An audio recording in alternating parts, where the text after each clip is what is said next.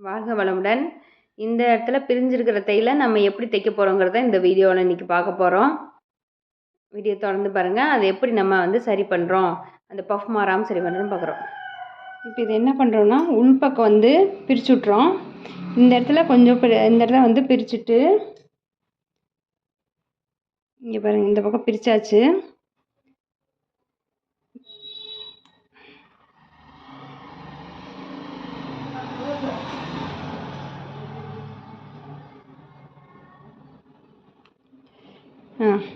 இது பிரிச்சிட்டோம். ஓகேங்களா? இப்போ என்ன பண்ணுறோம்னா, இதை வந்து நம்ம உள்ளே தள்ளி அடிக்க போகிறோம். அவ்வளோதான்.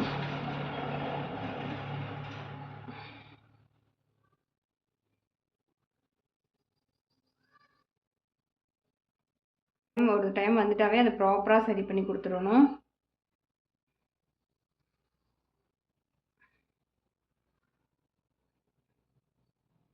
இதில் இந்த மடிப்பு வந்து மாறிடக்கூடாது.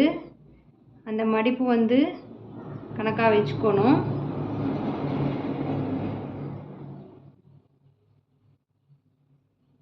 நல்லாவே துணியை கொஞ்சம் உள்ளே இழுத்து விட்டுடலாம்.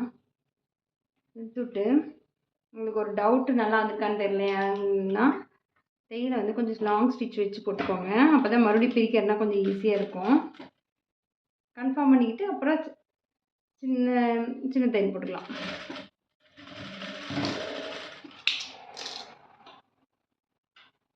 இப்போ பாருங்கள்,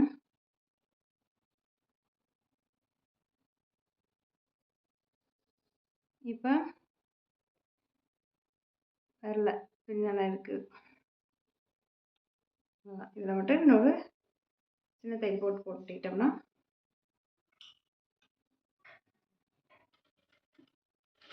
சால்வு.